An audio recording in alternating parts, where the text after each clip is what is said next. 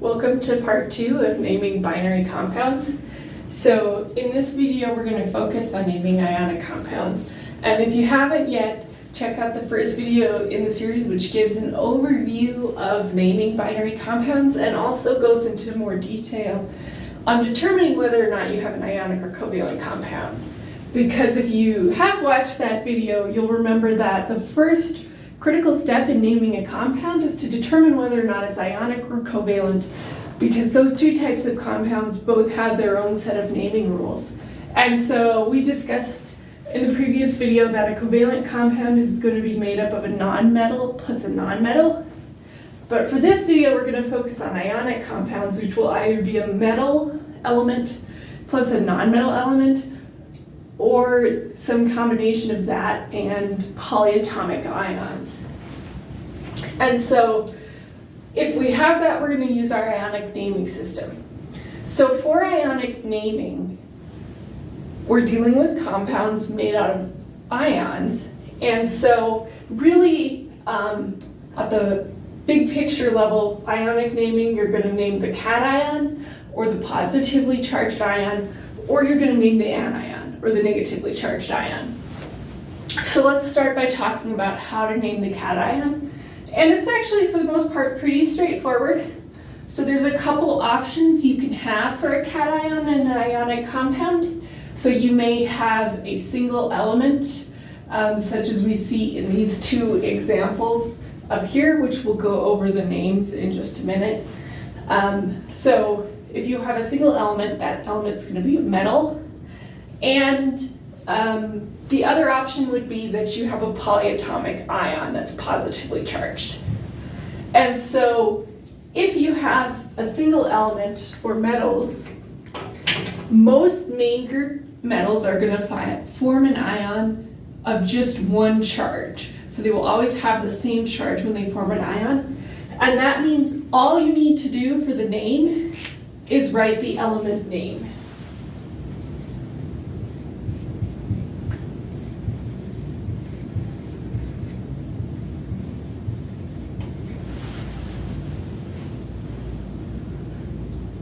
If it's an ion with a variable charge, there's one more thing you need to do.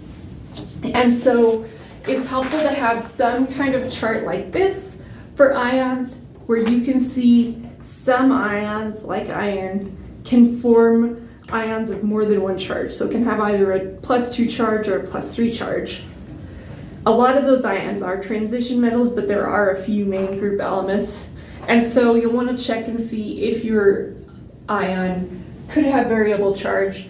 If it can, then you're going to need to include the charge with the name. And keep in mind, the underlying idea behind all of this naming is that the name contains enough information that you could write the chemical formula from the name and no more than that. So if the element only forms one charge as an ion, you don't include the charge because you can determine the charge using the periodic table. But if it's an element that could form an ion of more than one charge, then we need to indicate what the charge is in this particular compound. And so you'll simply put the element name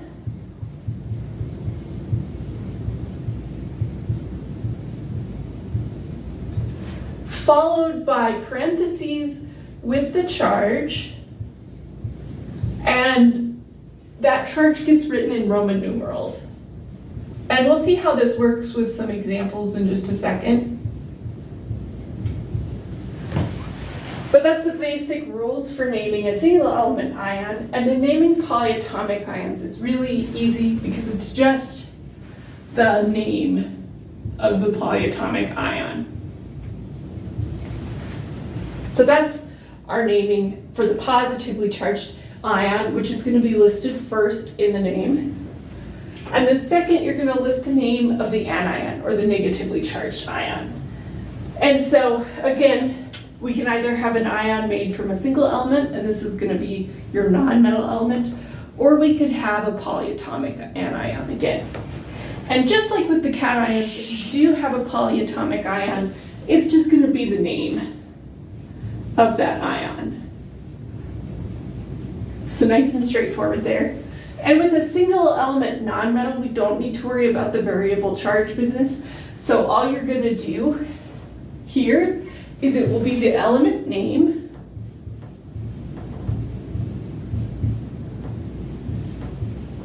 with one twist where you change the ending of the name to IDE or IDE. So now we've talked about the basic rules. I have 4 example compounds to go over and name. And so let's start over here with this ionic compound made out of magnesium and chlorine. So we know it's ionic because magnesium is a metal, chlorine is a nonmetal. So we're going to name the cation first, which is magnesium, the metal. Magnesium only forms an ion of a one specific charge, and since it's in group 2A of the periodic table, it will always have a +2 charge. But all we need to do as far as the naming goes is write the element name. So the first name, part of the name, is just magnesium. So that's our cation. Now we need to name the anion. Chlorine is a single element, it's our nonmetal here, and so we're just going to put the element name but change the ending to "ide." And so what that looks like is chloride.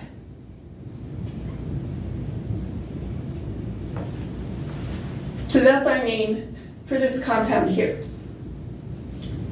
Now let's look at another element. Again, here we have iron and fluorine making up this compound, so we have a metal and a nonmetal again in our ionic compound. But iron is on the chart as an element that can form more than one charge as an ion. And so we are going to need to use this ions with variable charge naming structure. So first I'm just going to write the element name. So iron. Now I need to put the charge in Roman numerals in parentheses, which means I'm going to have to figure out what the charge is. So in order to do that, I need to know what the charge is on my anion.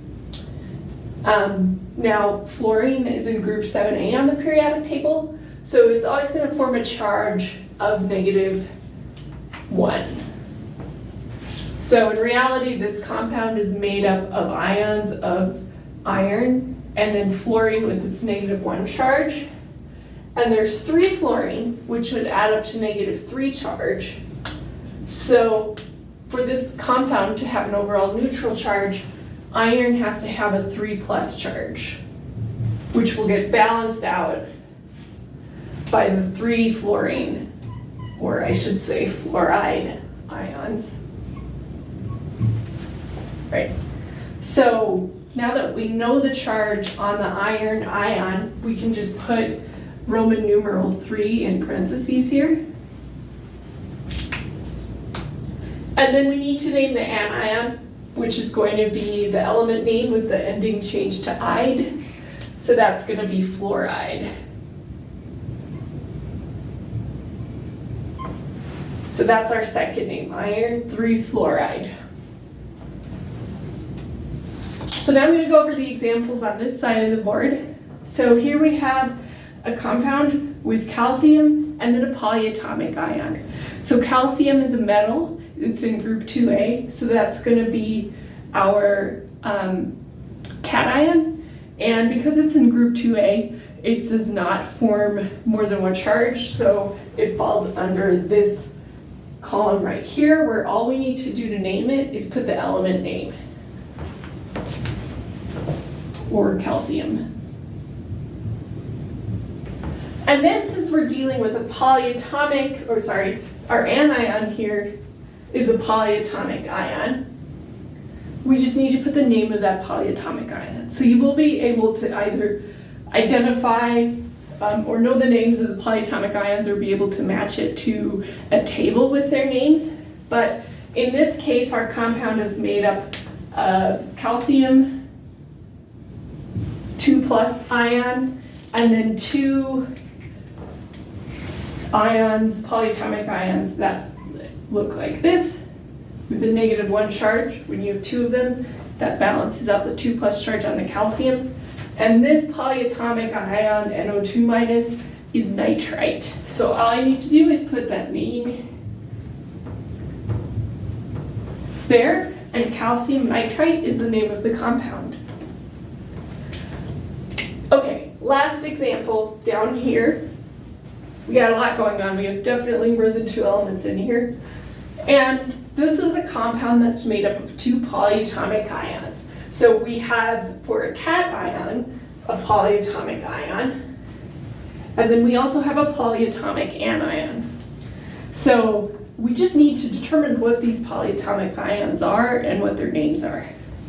So if you know your polyatomic ions, or if you have a table of polyatomic ions to look at, hopefully this first one, and we always put the cation first in the compound by convention. So this first one's the cation.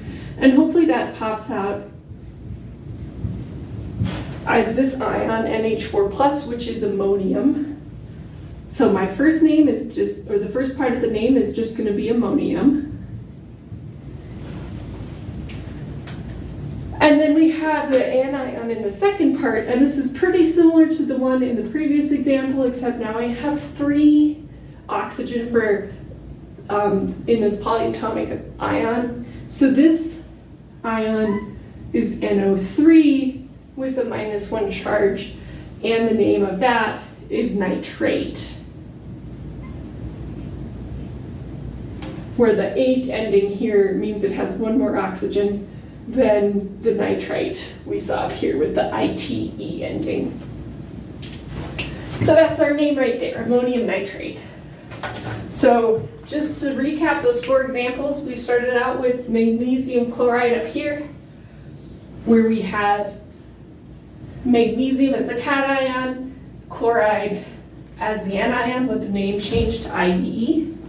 Then we did this compound, iron 3 fluoride, where we do need to add the charge of the iron because it is a metal that can form an ion of variable charge. It's a transition metal. And then over here we have some compounds with polyatomic ions. So we have the compound calcium nitrate, where our ion, our positively charged ion is just calcium, and then we name the polyatomic ion nitrite. And then here we had a compound with 2 polyatomic ions, so we just put the names of those ions together. And we could work backwards and determine the formulas from these names, because we have enough information between the names and the periodic table to determine the charge of the ions, and then we just need to put them together in a ratio where the positive and negative charges cancel out. So if we took this as an example and we were to work backwards, we know we're dealing with the calcium ion, where calcium has a 2+ charge, which that you can get from the periodic table because it's in group 2A. It would have to lose 2 electrons to have a full octet, so it has a +2 charge. And then we know from the polyatomic ion table, or if you have these memorized, that nitrite has a -1 charge. And so to write the formula, I would need 2 of these for every 1 calcium. So that would bring me back to my original formula. So in the next part of this series, we will go over naming covalent compounds, and I will see you then.